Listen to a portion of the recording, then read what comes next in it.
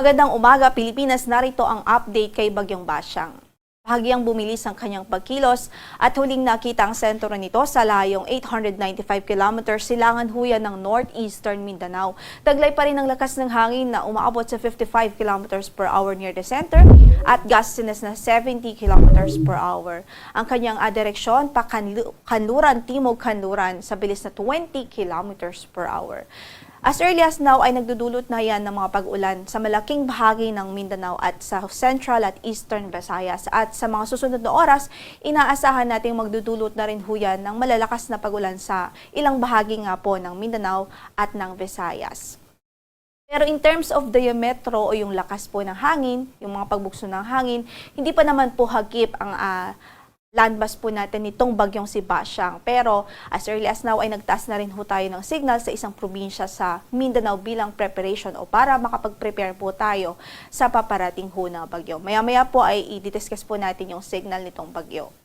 Maliban po dito kay Bagyong Basyang ay meron pa rin po tayong northeast monsoon o amihan na nakakaapekto sa Luzon at nagdudulot po ito ng maulap na papawurin at mga pag-ulan pa rin dito sa Cagayan Valley Region at sa mga lalawigan ng Apayao, Kalinga, Mountain Province at maging sa Ifugao kasama na ang Aurora Province. Maliban sa mga pag-ulan, of course, nariyan pa rin yung cooler temperatures o malamig na panahon lalong-lalo na sa gabi, madaling araw hanggang early morning. So asahan pa rin natin yan dahil sa epekto pa rin ng amihan. Samantala sa base po sa track na ipitalabas po ng Pag-asa. So 5 a.m. bulletin natin, makikita po natin na sa araw na ito ay medyo pabulusok pa siya o generally pababa pa yung kanyang track pas po west-southwestward.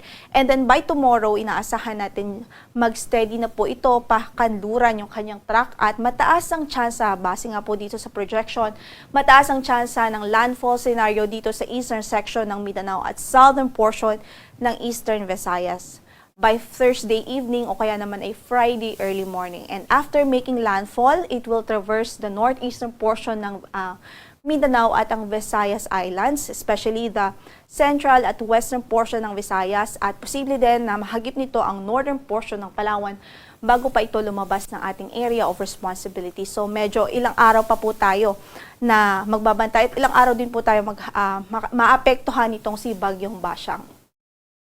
At ang tinutukoy pa lamang ho natin ito ay ang sentro o yung kanyang track ng sentro niya.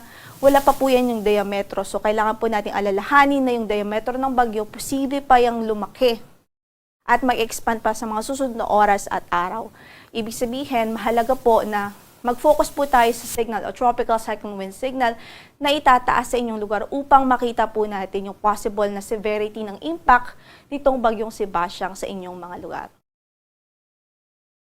Samantala, signal number 1 ay nakataas na po ngayon sa Surigao del Sur. Ibig sabihin, possible na po yung 39 to 61 kilometers per hour na lakas po ng hangin in the next or within the next 36 hours. So meron pa po tayong enough lead time para po tayo ay patuloy na makapaghanda sa paparating na bagyo. At asahan natin sa mga susunod na oras at susunod na bulletin po natin ay magdadagdag pa tayo ng mga lugar kung saan ay nakataas ang tropical cyclone wind signal.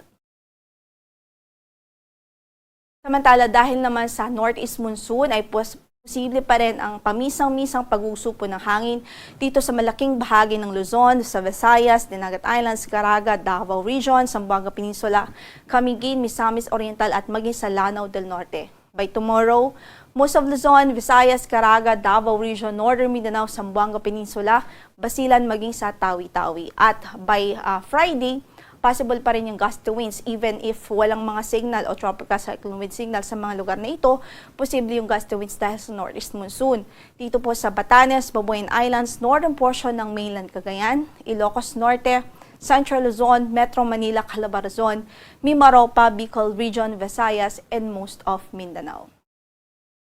In-effect din nating weather advisory sa araw na ito, posible ang 50 to 100 millimeters of rainfall dahil sa direktang epekto ni Bagyong Basyang dito po sa Eastern Visayas, sa Southern Leyte, Dinagat Islands, Surigao del Norte, Surigao del Sur, sa Davao de Oro at maging sa Davao Oriental. So pinag-iingat natin ang ating mga kababayan doon, lalong-lalo na po sa mga vulnerable areas, sa mga low-lying areas, sa malalapit sa ilog dahil po posible ang mga localized flooding dahil sa paparating ho na bagyong si Basyang.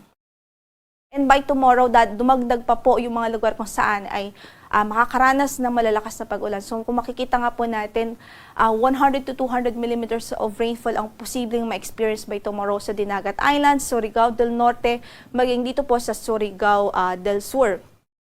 At halos buong northeastern Mindanao ay posibleng makaranas ng mga pag-ulan. Gayon din ang halos buong Visayas maliban po sa western Visayas, pero posible din doon ng mga light to moderate rains. So asahan natin medyo malawak o widespread ang epekto ni Basyang in terms of mga pag-ulan. So patuloy tayong maghanda at kailangan po hindi po tayo maging kampante. Samantala, by Friday, asahan pa rin natin ang 100 to 200 millimeters of rainfall dito sa Eastern Samar, sa Southern Leyte, Dinagat Islands, Surigao del Norte, Agusan del Norte, maging sa Surigao del Sur, at sa halos natitirang bahagi pa ng Visayas, at sa halos buong Northern Mindanao at northeastern portion ng Mindanao. At pwede po sa mga susunod na oras, pwede pang madagdagan ng mga lugar kung saan ay pwede nga po nating itaas ang weather advisory o posibleng magkaroon ng mga pag-ulan na pwedeng magdulot ng pagbaha at pagguho ng lupa. At sa kasalukuyan din, nakataas ang ating gale warning ngayon sa northern seaboard, northern and eastern coast ng Northern Samar, maging sa Eastern Samar. So, ibig sabihin po niyan, hanggat maaari, hindi natin pinapayagan dyan o hindi natin nare-rekomenda na pumalaot ang maliliit na sasakyang pandagat dahil magiging maalon hanggang sa napakaalon ng kondisyon ng karagatan doon. Yan mo ng latest mula dito sa Pag-asa.